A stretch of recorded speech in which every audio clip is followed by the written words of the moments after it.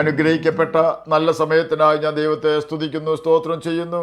ദൈവവചനം ശ്രവിച്ചുകൊണ്ടിരിക്കുന്ന എല്ലാ ദൈവമക്കൾക്കും വീണ്ടും വരാമെന്ന് അരുളി ചെയ്തവനായ കർത്താവായ യേശു ക്രിസ്തുവിൻ്റെ ധന്യനാമത്തിൽ ഞാൻ എൻ്റെ സ്നേഹവന്ദനം അറിയിക്കുന്നു. ഇന്നത്തെ അല്പസമയത്തെ ചിന്തയ്ക്കായി 146 സങ്കീർത്തനം 8 വാക്യത്തിൻ്റെ അവസാന ഭാഗം നമുക്ക് വായിക്കാം. യഹോവ നീതിമാന്മാരെ സ്നേഹിക്കുന്നു. അനുഗ്രഹിക്കപ്പെട്ട ഒരു വേദവാക്യമാണ് നാം കേട്ടത്.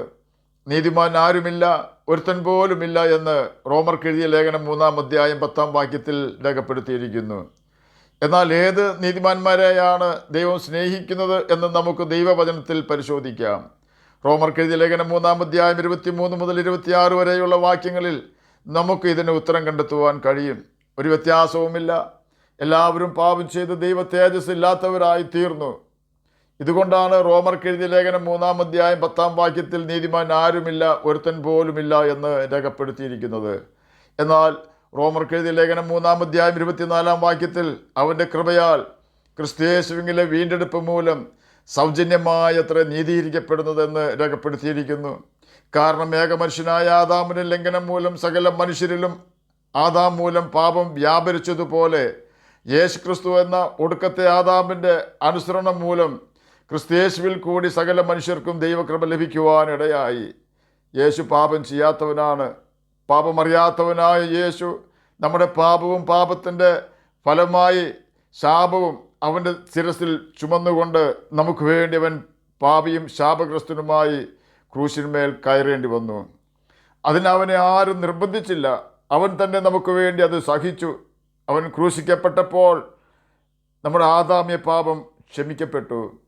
യേശുവിനെ കൈക്കൊണ്ട് അവൻ്റെ നാമത്തിൽ നാം വിശ്വസിച്ചാൽ ദൈവമക്കൾ എന്ന നിലയിലേക്ക് യേശു നമ്മെ ഉയർത്തും. യോഹന്നാൻ എഴുതിയ സുവിശേഷം 1 അധ്യായം 12 വാക്യത്തിൽ ഇതിനെക്കുറിച്ച് രേഖപ്പെടുത്തിയിരിക്കുന്നു.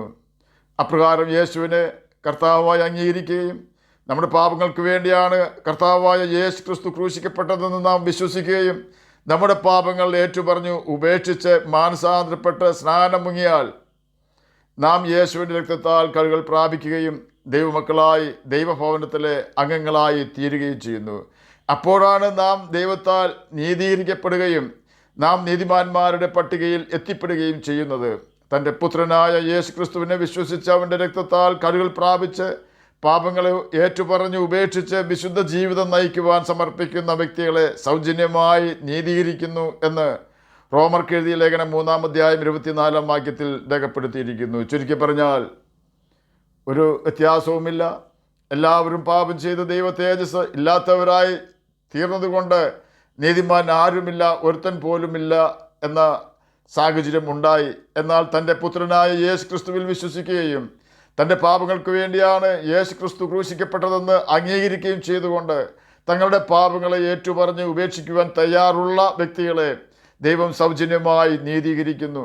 അങ്ങനെ ദൈവം ഒരു വ്യക്തിയെ സൗജന്യമായി നീതീകരിച്ചാൽ ആ വ്യക്തിയാണ് യഥാർത്ഥ നീതിമാൻ. അങ്ങനെയുള്ള നീതിമാന്മാരെ യഹോവ സ്നേഹിക്കുന്നു എന്നാണ് 146 സങ്കീർത്തനം 8 വാക്യത്തിൻ്റെ അവസാന ഭാഗം നമ്മെ പഠിപ്പിക്കുന്നത്.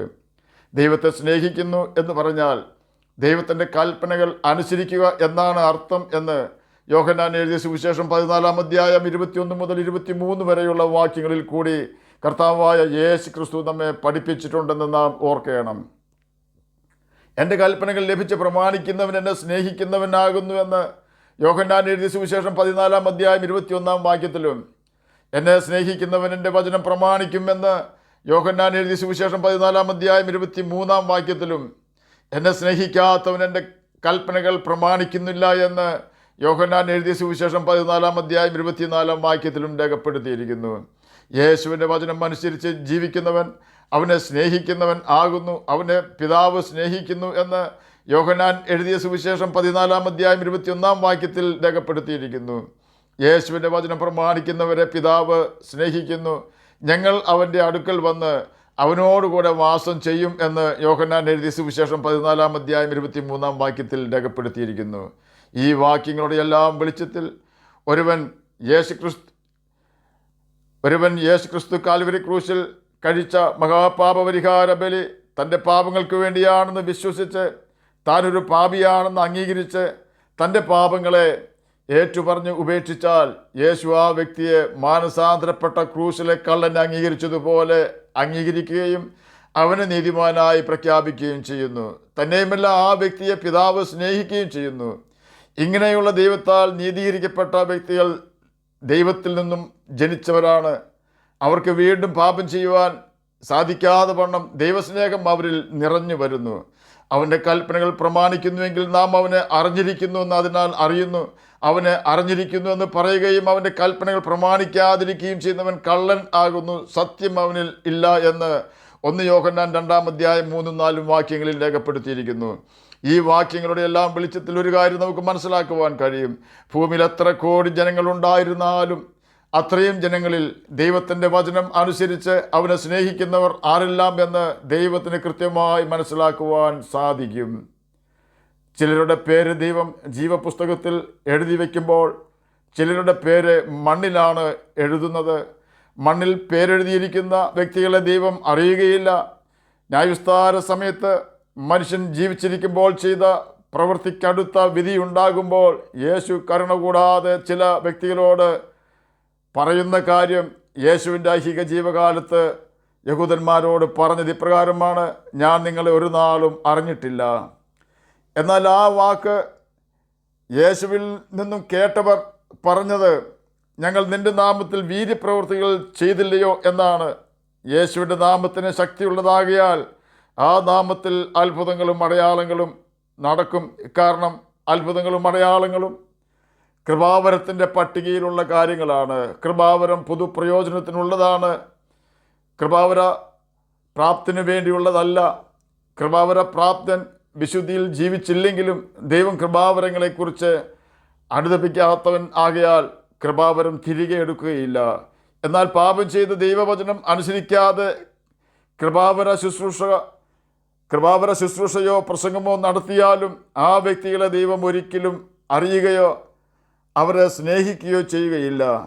എന്നാൽ വലിയ ആൾക്കൂട്ടത്തിൽ ഏകനായി താമസിക്കേണ്ടി വന്നാലും കർത്താവിൻ്റെ പ്രമാണം അനുസരിച്ച് കർത്താവായ യേശു ക്രിസ്തുവിനെ സ്നേഹിക്കുന്ന വ്യക്തികളെ നോക്കി കർത്താവ് ഫിലദൽഫിയയിലെ സഭയോട് പറഞ്ഞതുപോലെ, നിനക്ക് അല്പമേ ശക്തിയുള്ളൂ എങ്കിലും നീ എൻ്റെ കൽപ്പനകൾ അനുസരിച്ചു. വെളിപ്പാട് പുസ്തകം 3-ാം അധ്യായം 8-ാം വാക്യത്തിൽ നമുക്കത് വായിക്കുവാൻ സാധിക്കും. അതുകൊണ്ട് ആർക്കും അടയ്ക്കുവാൻ പറ്റാത്തൊരു വാതിൽ നിൻ്റെ മുമ്പിൽ തുറന്നു വെച്ചിരിക്കുന്നു എന്നാണ് കർത്താവായ യേശു ക്രിസ്തു ഫിലദൽഫിയ സഭയോട് പറഞ്ഞത്. തീർന്നില്ല. വെളിപ്പാട് പുസ്തകം 3-ാം അധ്യായം 9-ാം വാക്യത്തിൽ രേഖപ്പെടുത്തിയിരിക്കുന്നത് പോലെ, യഹൂദരല്ലാതിരിക്കെ യഹൂദരെന്ന് കളവായി പറയുന്ന ചിലരെ ഞാൻ സാത്താൻ്റെ പള്ളിയിൽ നിന്ന് വരുത്തും. അവർ നിൻ്റെ കാൽക്കൽ വന്ന് നമസ്കരിപ്പാനും ഞാൻ നിന്നെ സ്നേഹിച്ചു എന്നറിയുവാനും സംഗതി വരുത്തും.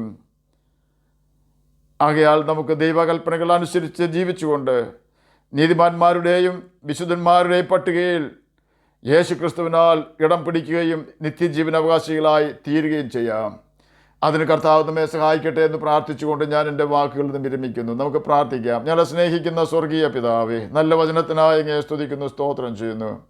എന്നെ കേൾക്കുന്ന ഏതെങ്കിലും പ്രിയപ്പെട്ടവർ അങ്ങയെ തിരിച്ചറിയാതിരിക്കുന്നുവെങ്കിൽ അവരുടെ ഹൃദയദൃഷ്ടി അങ്ങ് പ്രകാശിപ്പിച്ചു കൊടുക്കുകയാണമേ. അങ്ങയുടെ കൽപ്പനകൾ പ്രമാണിച്ച് ജ്യോതിഷികളെ പോലെ ഈ ഭൂമിയിൽ തിളങ്ങുവാനും നിത്യജീവനാവകാശികളായി തീരുവാനും മടിയനെ കേൾക്കുന്ന അങ്ങയുടെ കുഞ്ഞുങ്ങളെ സഹായിക്കണമേ. രോഗത്താൽ ഭാരപ്പെടുന്നവർക്ക് രോഗസൗഖ്യം കൊടുക്കണമേ.